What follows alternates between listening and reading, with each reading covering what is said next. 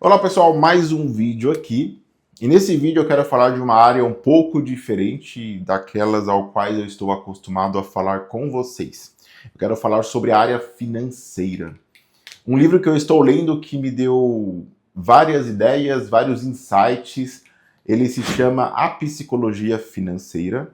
E eu não estou lendo este livro, mas eu estou sim escutando esse livro em forma de audiolivro. E eu recomendo que vocês pratiquem também esta forma de leitura, que é a leitura pelos seus ouvidos, com a sua audição, mas somente após de vocês terem habilidades suficientes para vocês lerem os seus livros físicos da melhor forma possível. E a questão ela é bem simples de se entender o porquê. Se você não tem hoje habilidades para absorver conhecimento dos livros físicos, mantendo foco, mantendo uma rotina, mantendo uma organização e principalmente as anotações, quando você lidar com o audiolivro, você vai perceber que vários pontos, principalmente os mais importantes, vão ser perdidos. Porque um audiolivro você escuta enquanto você faz uma outra atividade. No meu caso, na academia, eu costumo muito ouvir audiolivros e quando eu estou fazendo um exercício e uma grande ideia aparece, eu tenho que guardar essa ideia ou anotar essa ideia. Já que eu tenho o costume de fazer isto, é muito fácil eu pegar o celular, fazer uma anotação, mas quando eu não tenho o costume, essa grande ideia pode, primeiramente, não parecer grande ideia, e em segundo ponto, você pode muito bem não anotar essa ideia. Então você vai ler um livro, né? Você vai ouvir um livro sem pegar os principais pontos, porque você não tem as técnicas básicas de um leitor de livros físico, certo? Então eu aconselho você a ouvir audiolivros depois que você ficar bom em ler livros físicos. Ponto. Esse livro, A Psicologia Financeira, é um livro muito bom porque ele abre os nossos olhos para alguns pontos que nós de repente nunca tínhamos notado. E quais são esses pontos? Eu quero tentar passar para vocês algumas informações desse livro de uma forma que você entenda e de uma forma que você consiga fazer com que essas informações se tornem práticas na sua vida. E um ponto muito importante que nós temos que ter em mente é a parte financeira. A parte financeira, ela é muito pouco abordada e ensinada em nossas vidas. No ensino fundamental, no ensino médio, você aprende geografia, você aprende matemática, português, você aprende história, artes, educação física, enfim, filosofia, sociologia, e somente em tempos recentes que começaram a falar um pouco de educação financeira. De repente, você que está vendo esse vídeo nunca aprendeu isso na escola. Então temos que entender que falar da parte financeira por parte do governo, dos professores, das escolas, é algo muito raso. E automaticamente, se algo é muito pouco abordado, se algo é muito pouco ensinado, da mesma forma, poucas pessoas aprenderam sobre isto.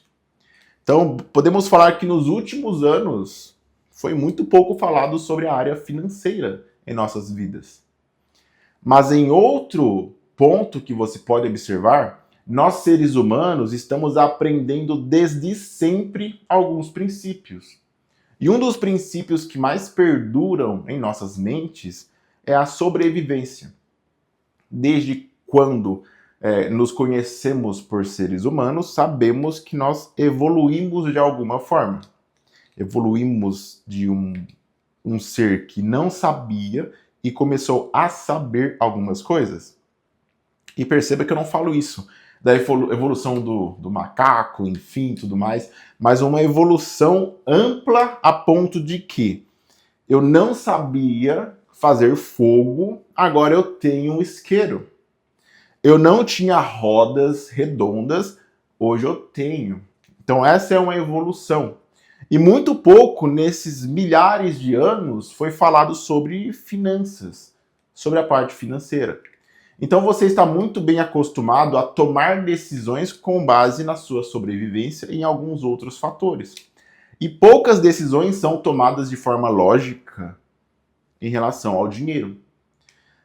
E olhando nesse ponto, nessa perspectiva, nós conseguimos entender por que algumas pessoas tomam melhores decisões e conseguem uma recompensa maior, e outras pessoas não tomam essas mesmas decisões. E automaticamente suas recompensas são diferentes. E quando eu falo decisões, não é simplesmente calcular quanto que é 1 mais 1.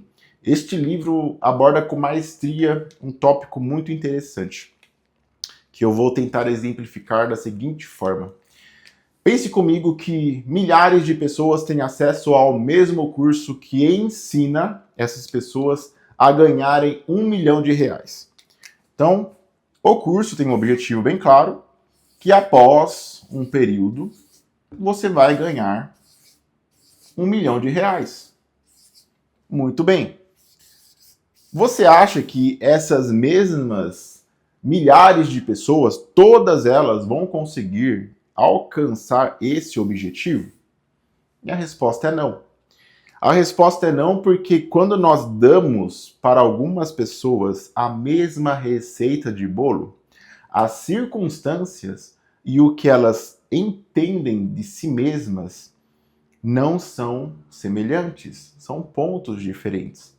Para entender um pouco mais, pense que eu entreguei para 10 famílias a mesma receita de bolo. Porém, todas elas têm potes diferentes, elas possuem ingredientes muito parecidos, mas diferentes. Elas têm medidores parecidos, porém diferentes. E automaticamente o resultado dessas famílias não será o mesmo. Será muito parecido, de repente muito diferente, mas não será o mesmo. Agora pense comigo, eu acabei de dar um exemplo de algo palpável, algo físico. Você conta a quantia de ingredientes e você vai ter um resultado final. E quando se fala em dinheiro, você não tem algo muito palpável na sua mente, porque é uma psicologia. É algo construído com o passar dos anos, através de crenças, através daquilo que você acredita ou não acredita. Então, para algumas pessoas, alcançar esse objetivo pode ser muito mais palpável e realista, porque essa pessoa já viu alguns outros alcançarem isto. Porém, para a Dona Maria, por exemplo, para a Dona Ângela, que eu estou criando aqui alguns personagens, sempre foi ensinado para elas, em suas infâncias, que o dinheiro é o mal de todas as coisas. Então, quando elas começam a ganhar algum dinheiro, elas começam a perceber que, opa, eu estou indo para o caminho errado. E eu não quero estar errada. E o que poderia ser uma evolução acaba sendo uma estagnação, enfim. As pessoas começam a não acreditar que conseguem porque elas não querem conseguir porque aquilo pode ser um mal. Então existe algo dentro de nós que dita isto. E a parte mais interessante desse livro, sobre o objetivo principal de ganhar dinheiro, de ficar rico, de ter sucesso financeiro, é que muitas pessoas não se fazem uma pergunta muito básica, que nem eu mesmo me fazia, porque eu não conhecia. E é por isso que eu instigo vocês a lerem os livros, para vocês terem essas visões diferentes. Por que uma pessoa, por que um ser humano ele quer ganhar R$ 1 milhão? A primeira coisa que você pode ter em mente é que a pessoa quer ser rica. Ela quer ficar rica. Mas ficar rica é um status. O que essas pessoas, o que essa pessoa quer com R$ 1 milhão? Ela quer representar, ela quer mostrar para os outros e para ela mesma que ela pode gastar R$ 1 milhão. Algumas pessoas falam e as frases são muito parecidas, se repetem sempre. Eu quero ter R$ 1 milhão porque eu vou comprar uma casa para minha mãe, eu vou comprar um carro, eu vou viajar, eu vou fazer isto. Ou seja, eu vou adicionar nesse meu dinheiro um sinal de subtração. Eu quero ficar rico porque eu quero gastar esse dinheiro. Mas se você pensar muito bem, se você usar essa mentalidade da subtração, tendo muito dinheiro, você tem quase 100% de chances de usar essa mesma mentalidade, essa mesma psicologia, se você tivesse apenas R$ 100. E perceba que muitas pessoas fazem isso. Ganhei R$ 100 a mais, o que eu vou fazer? Eu vou gastar. Aquela calça que eu não tinha, eu vou comprar. Aquele celular novo, eu vou comprar. Então, a primeira coisa que as pessoas fazem quando ganham dinheiro, ou a maioria das pessoas fazem, é colocar um sinal de subtração naquilo que ela está ganhando. E esse sinal aqui é tudo o que você não precisa para ser rico. Você nunca vai conseguir alcançar a riqueza de verdade se você colocar esse sinal na frente do seu dinheiro, da sua riqueza, do seu faturamento. Quando você pensa em ganhar para gastar, automaticamente, se você quer R$ 1 milhão para gastar R$ 1 milhão, você vai voltar à estaca zero. Os exemplos que eu dou sempre seguem o seguinte: a pessoa está aqui em um ponto A e ela quer chegar até o ponto B. Ponto A, ponto B. Mas o que acontece? Se o meu objetivo em chegar no ponto B era ter esse R$ 1 milhão, quando eu ter esse dinheiro e gastar esse dinheiro, eu voltaria de novo para o ponto A. Uma regressão. Então você mudou o seu parâmetro material, você tem mais dinheiro, mais bens materiais, mas algo aqui dentro, na sua mente, na sua psicologia, não mudou. Que é o como que você pensa que tem que funcionar o dinheiro. Esse livro, esse audiolivro, dá vários exemplos de pessoas que ficaram ricas e perderam. E um dos pontos mais interessantes que eu ouvi desse livro é uma palavra chamada suficiente.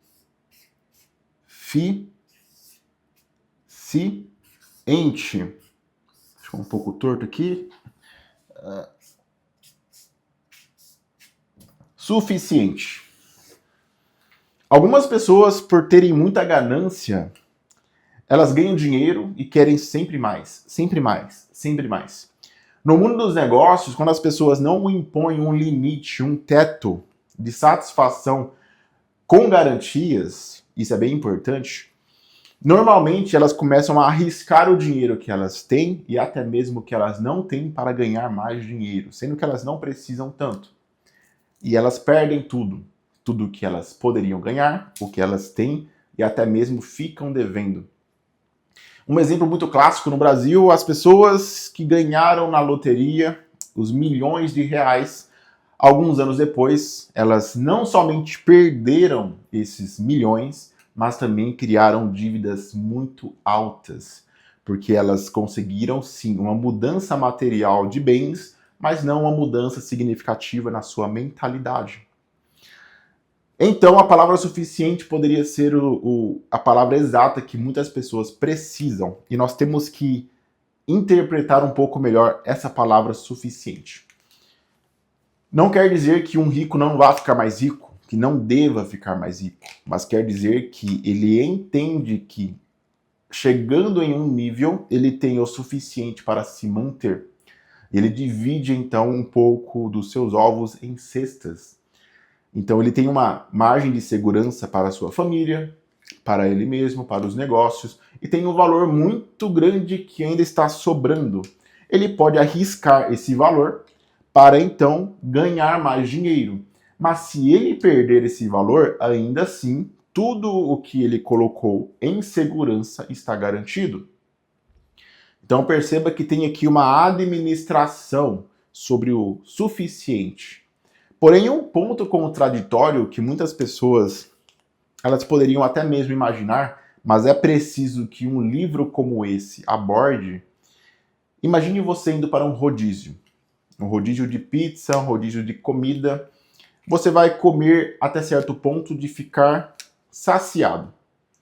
Porém, algumas pessoas, pouquíssimas pessoas, elas querem ir além. Elas comem, comem, comem e a saciação não passa, e elas comem mais e elas passam mal.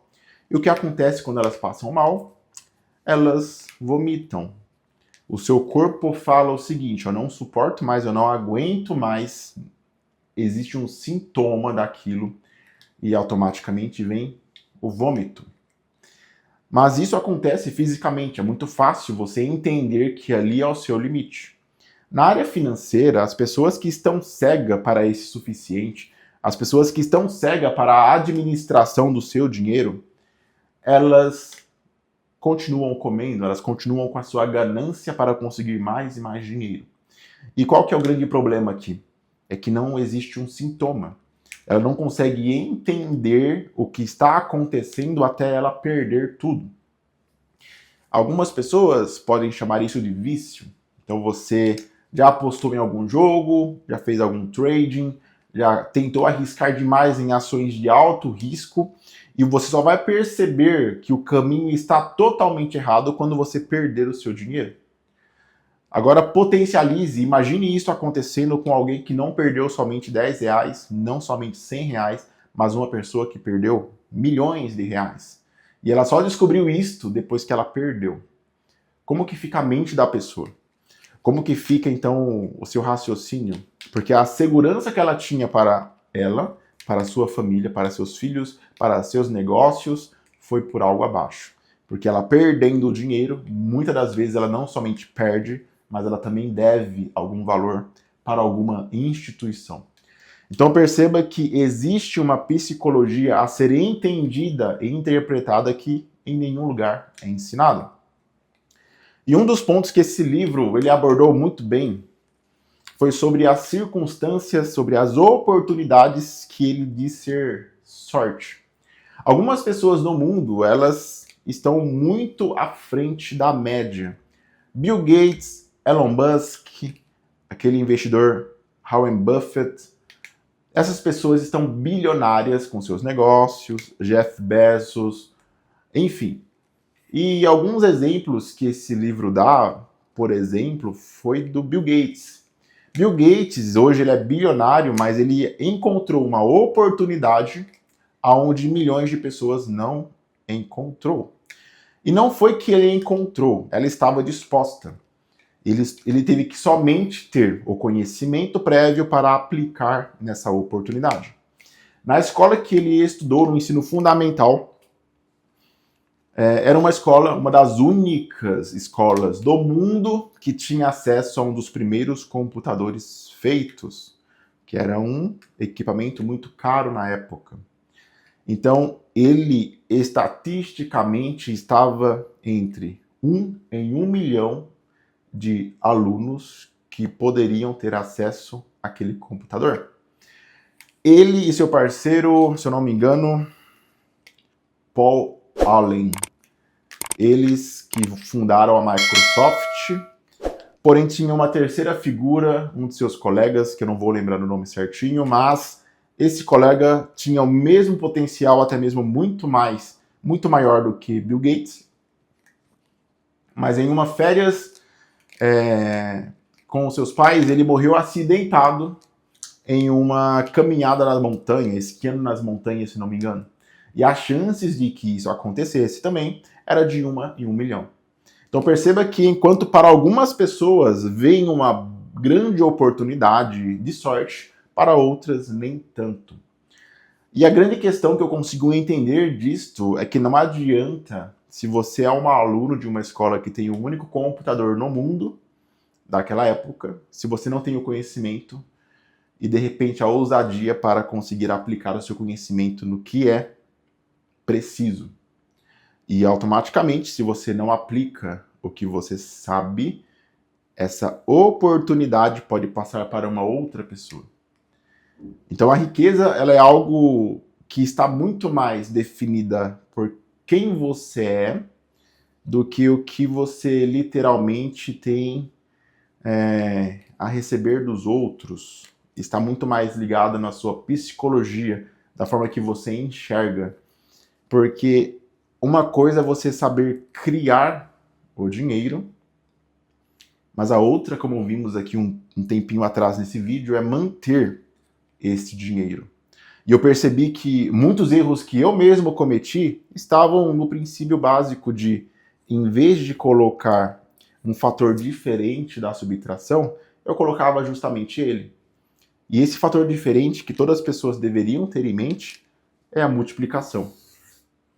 Eu acredito que todos os princípios que existem em livros, em investimento, na Bíblia, esses princípios nos ensinam a multiplicar. Se eu tenho 2, eu multiplico. Não tem que ser exatamente pelo dobro, de repente por 1,5, mas eu tenho que entender que um dos maiores benefícios que eu tenho nesse momento em vida é o tempo. Quando você multiplica o tempo pelo dinheiro e mais uma pequena quantia de juros que o tempo pode te pagar, você vai perceber que hoje você tem R$1.000, mas é inevitavelmente que daqui 2 anos você vai ter mais do que isso. Porém, você nunca vai conseguir fazer a multiplicação se você subtrair desse valor o que você já tem ou o que você até mesmo não tem. Então perceba que são detalhes muito importantes que ninguém ensina, mas que esse livro passa com maestria. Bom, esse foi o nosso vídeo de hoje. Eu vou deixar também abaixo desse vídeo o link do programa CLMR, Como Ler Muito Mais Rápido, para você aprender a não somente ler, mas interpretar todo o conteúdo de um livro com clareza e inteligência. E relembrando, o link também desse livro, A Psicologia Financeira, também estará disponível abaixo desse vídeo. Bom, então é isso. Curta o vídeo, se inscreva e ative as notificações. Eu te vejo em um de nossos próximos vídeos.